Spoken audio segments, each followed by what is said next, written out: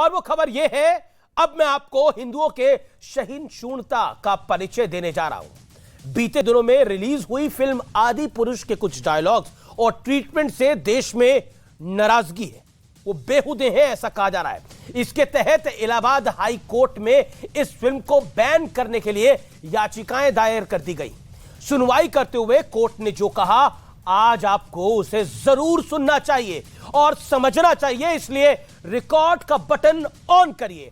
High court ने क्या कहा आपको मैं बताता हूं। आप नई पीढ़ी को क्या सिखाना चाहते हैं?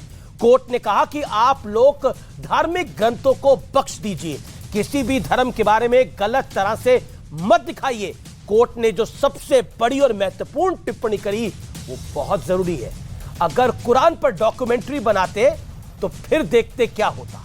यानी अब तो ऑनरेबल हाई कोर्ट भी कह रहा है कि हिंदुओं ने शांति से काम लिया, यानी लोगों की भावनाएं आहत जरूर हुई, लेकिन विरोध का रास्ता अदालत के जरिए ही तलाशा गया।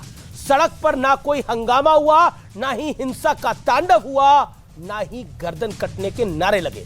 अयोध्या में राम मंदिर से लेकर आदि पुरुष पर बैन की मांग तक हिंदुओं ने हमेशा संविधान द्वारा संचालित अदालत का दरवाजा खटखटाया है। और यह इतिहास है, दुनिया भर में 55 से ज्यादा इस्लामिक देश हैं, लेकिन हिंदू राष्ट्र तो एक भी नहीं है।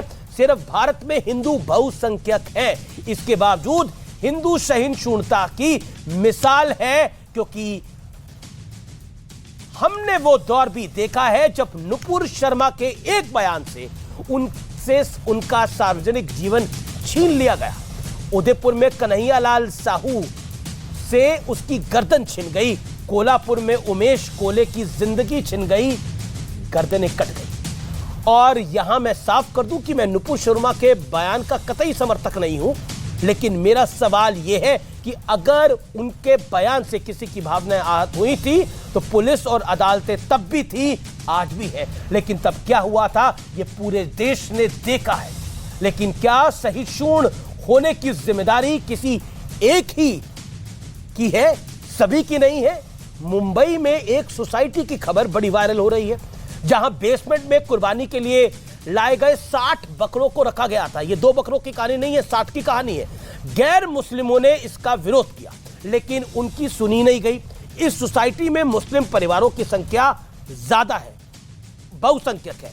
परेशान होकर गैर मुस्लिम परिवारों ने हाईकोर्ट में अपील दायर करी, जिसके बाद हाईकोर्ट ने सोसाइटी से तुरंत बकरों को हटाने का आदेश जारी कर दिया। एक बार फिर समझिए, लोगों की भावनाओं का सम्मान किए बिना बकरे सोसाइटी में रखे गए थे, लेकिन जो वर्ग परेशान हुआ उसने शांतिपूर्वक कोर्ट जाने का रास्ता चुना। सहिष्णुता किसे कहते हैं? हर साल वाटर फ्री होली और ग्रीन दिवाली वाला ज्ञान दिया जाता है, पर्यावरण की दुहाई दी जाती है, बीमारियों का हवाला दिया जाता है, लेकिन कहीं कोई प्रदर्शन नहीं होता, हिंसा नहीं होती। लेकिन वेगन ईद का तो जिक्र करने से भी लोग कतरा जाते हैं।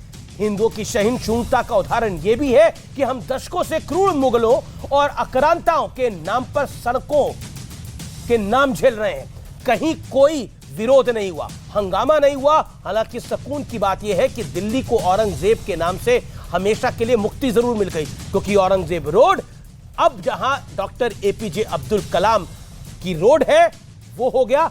अगली बार जब आप किसी को यह कहते सुने ना कि भारत में डर लग रहा है, यहां डर का माहौल है, या इनटॉलरेंस का शब्द सुने कोट एंड कोट, तो उन्हें यूरोपियन देशों की वो तस्वीरें जरूर दिखाइएगा जिन्हें देखकर पता चलता है कि इराक और सीरिया के शरणार्थियों ने वहां के लोगों का कैसे जीना मुश्किल कर दिया है।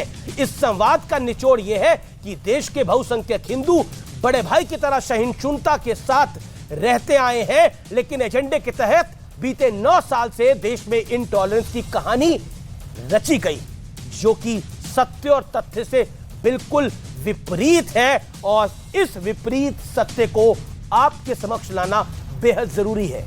इसीलिए आज जो हाई कोर्ट की टिप्पणी है उससे यह कहानी जरूर निकल के आई।